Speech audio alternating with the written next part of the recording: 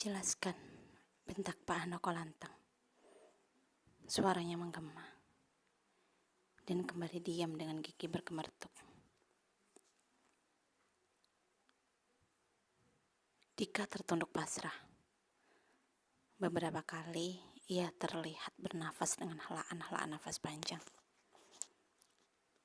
Aku, ucapnya terjeda dan memejamkan mata. Jelaskan, Mas, timpal Naila. Pak Handoko mendelik. Bagas mulai mengepalkan tangan. Sementara Bu Sumarni bergantian menatap menantu dan sang suami khawatir. Benar yang dikatakan Naila. Lirihnya gemetar. Pak Handoko semakin mendelik. Kali ini dengan dada membusung. Dia anakku. Imbuhnya. Lantas terdiam. Pak Handoko masih berdiri di tempat dan lirih membaca istighfar. Sementara Bagas sudah berjalan cepat menghampiri Dika. Berani sekali kamu. Berani sekali kamu membohongi adik perempuanku. Kakak Naila itu benar-benar murka. Ia menatap lurus dengan tangan mengepal.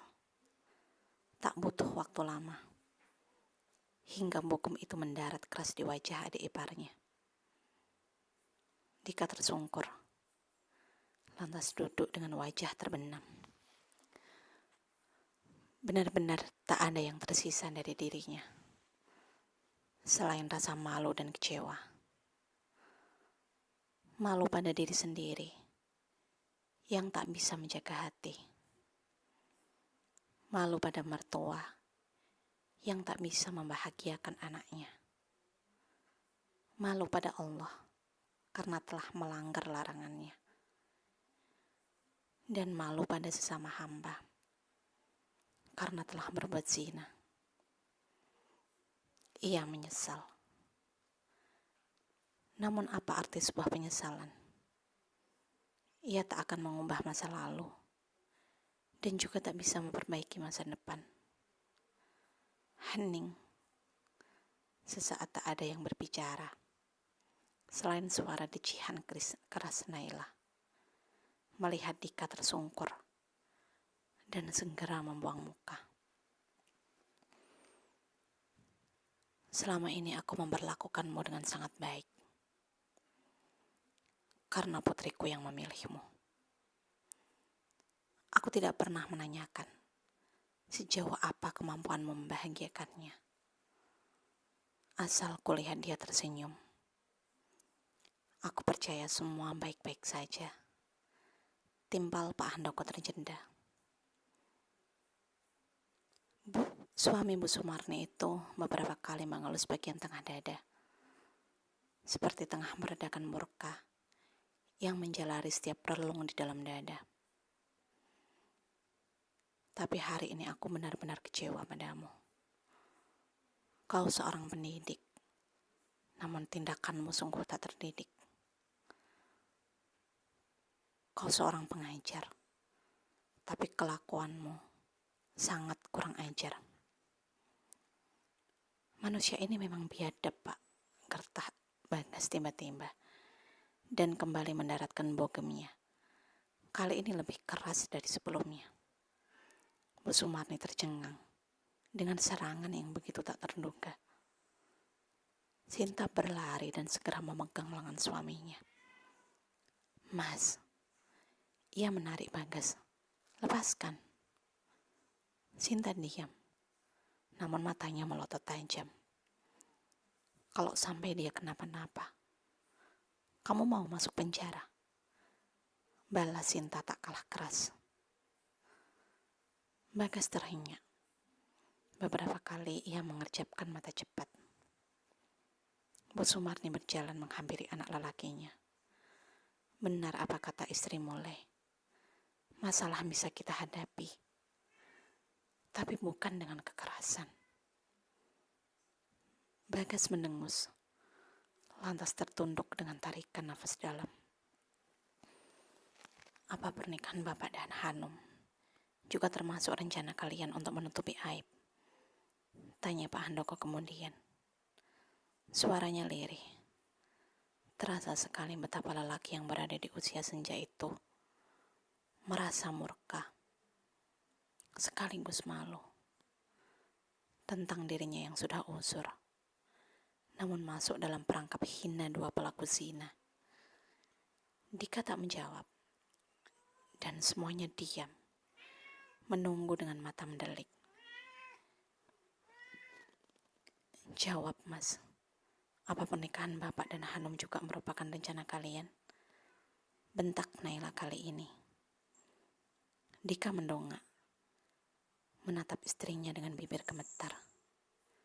Mas, bentak Naila kembali. Dan Dika masih mendongak. Bagas sudah kembali mengepalkan tangan. Sementara Bu Sumarni berusaha memegang lengan putrinya dengan lutut gemetar. Maafkan aku, lirih Dika. Bu Sumarni terhenyak. Wanita itu menutup mulut dengan tangan kanannya. Bagas mendelik. Dengan kedua lengan dipegang ibu dan istrinya.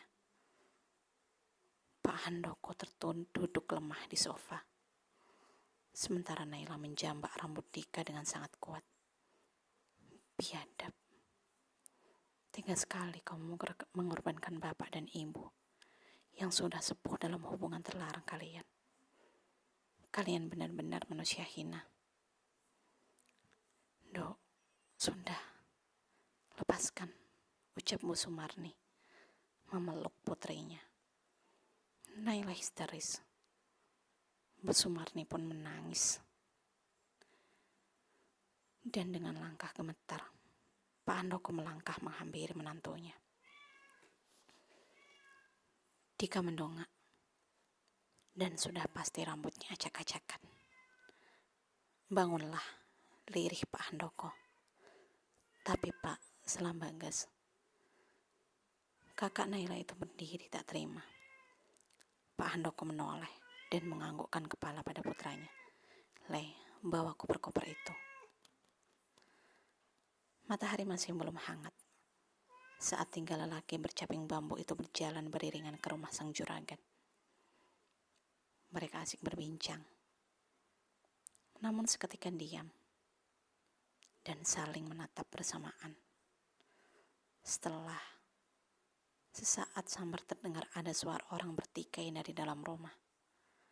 Mereka saling menatap, bingung tapi tak tahu harus berbuat apa.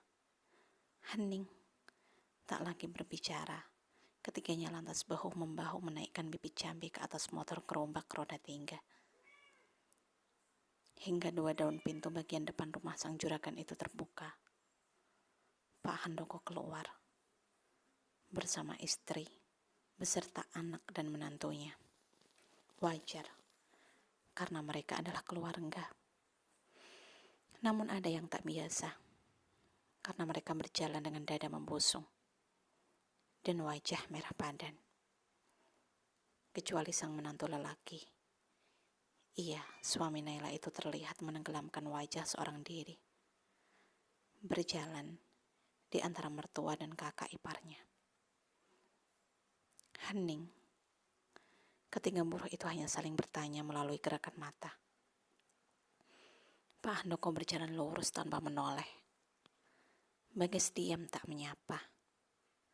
Hanya Bu Sumarni yang sempat menatap dan menganggukkan kepala. Dengan membawa 2 koper besar, mereka berjalan lurus, melewati warung kelontong, juga tukang sayur yang mangkal di pos ronda. Kali ini, keluarga yang terkenal dengan sifat ramahnya itu benar-benar berjalan melewati setiap pasang mata tanpa menyapa. Hanya Bu Sumarni yang terlihat sungkan dan sesekali menganggukkan kepala. Semua mata tak berkedip, mengikuti kemana mereka berjalan. Hingga langkah itu berbelok ke satu titik. Sebuah rumah yang beberapa hari lalu sempat menjadi gunjingan warga. Belum lama reda, bahkan sesekali masih terdengar selentingan. Nikah sebentar, dapat rumah. Lantas sekarang apakah rumah itu benar-benar akan diminta? Atau ada hal lain yang membuat mereka bertandang dengan rahang menegang? Banyak orang menunggu dan sekedar ingin tahu. Terlihat Pak Handoko mengetuk pintu, diikuti suara Bagas memanggil sebuah nama dengan nada lantang. "Hanum," teriak Bagas. Tak ada jawaban, dan sepertinya itu membuat amarah Bagas tertampar. Pak Handoko kembali mengetuk pintu. Namun nihil, tetap hening. Meski gorden jendela terbuka lebar, Nela pun terlihat gusar. Ia maju melewati Pak Handoko dan segera mengetuk pintu. Namun itu sangat keras untuk sebuah ketukan. Sementara Dika, semenjak pergi dari rumah tadi, tak sepatah pun ia berbicara. Ia menunduk, entah karena malu atau tengah menyembunyikan cairan segar yang menetes di sudut bibir kanan. Dan kini ia benar-benar frustasi. Berdiri di depan rumah sang kekasih, bersama istri dan keluarga besarnya. "Hanum, buka pintunya," lantang Naila. Suaranya menggelegar.